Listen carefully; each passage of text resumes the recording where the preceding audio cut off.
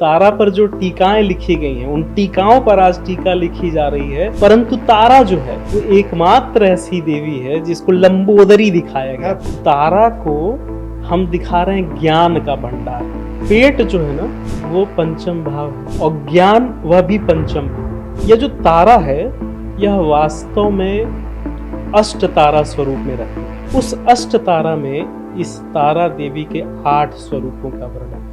तो तारा का क्रम वो देवरिया से उसका इतना कनेक्शन है कि तारा पर जो टीकाएं लिखी गई हैं उन टीकाओं पर आज टीका लिखी जा रही है। उसे शिवदत्ती टीका कहते हैं। पंडित शिवदत्त मिश्र मझौली राज निवासी उन्होंने इन ग्रंथों का उद्धार किया था, है ना। तो तारा ग्रंथ तारा रहस्य में शिव तारा और कालिका के ऐक्य पर ये जो बात जिसकी चर्चा हम कर रहे थे, आप उसमें एक अंतर पाएंगे।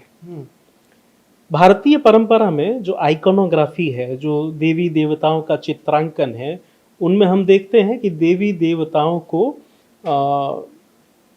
जो पेट है वो थोड़ा स्लिम बनाया जाता है, सुंदर दिखाने के लिए कि पतली कटी और सिंह स्कंद चौड़ी छाती देवी देवता सुंदर लगते हैं। परंतु तारा जो है वो एकमात्र ऐसी देवी है जिसको लंबोदरी दिखाया गया, पेट निकला हुआ, खूब पेट निकला हुआ प्रदर्शित किया गया है।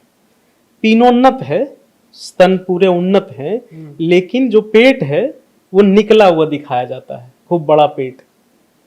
यह भी रहस्य है। इसके पीछे क्या रहस्य? रहस्य यह है कि तारा को हम दिखा रहे हैं ज्ञान का भंडार, और यहाँ पर ज्योतिष आता है। पेट जो है ना वो पंचम भाव है और ज्ञान वह भी पंचम भाव है। अच्छा, तो तारा की जो आइकोनोग्राफी जिसमें हम बड़ा पेट दिखा रहे हैं वो ये दिखाते हैं कि ये ज्ञान की देवी भी है। तांत्रिक परंपरा में तारा को ज्ञान की देवी भी मानते हैं। आप देखें एक और देवता जिनको ज्ञान का देवता माना जाता है उनका भी खूब बड़ा पेट दिखाते हैं, गणेश जी, भगवान गणेश, उनको भी लंबोदर, है ना। यह जो तारा है यह वास्तव में अष्ट तारा स्वरूप में रहती है।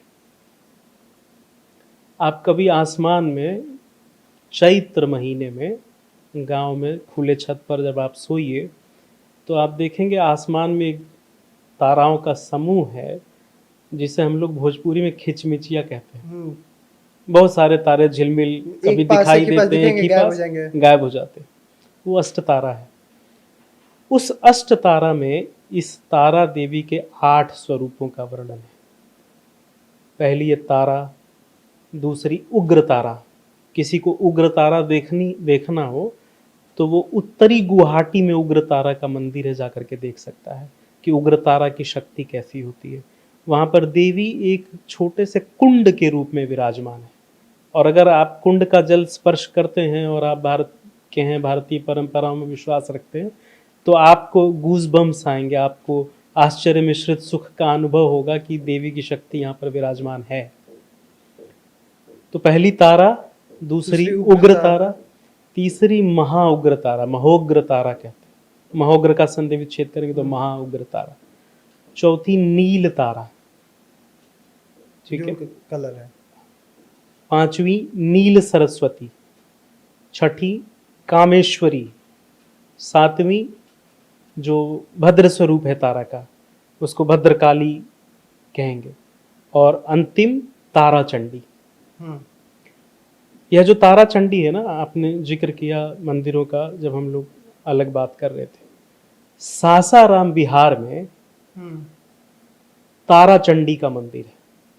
अच्छा, गौड़ राजपूत जिनका एक समय पूरे भारत में जिनके तलवार की धाक थी और मूर्तिकला, आइकोनोग्राफी, भारतीय आध्यात्मिक जगत, इनमें भी गौड़ राजपूतों का बड़ा योगदान था। उन गौड़ राजपूतों की कुल देवी है सासाराम की तारा चंडी, और यही वो 8वीं विधा है अष्ट ताराओं में से। ये तारा चंडी के उपासक जिन गौड़ राजपूत वंशों की हम बात कर रहे हैं, ये लोग आज भी वहां पर हैं, शाही वंश के नाम से जाने जाते हैं। This video is sponsored by Ram Ram Group of Companies, co-sponsored by Nature House and Bhaiya Ji Silver Coated Ilachi.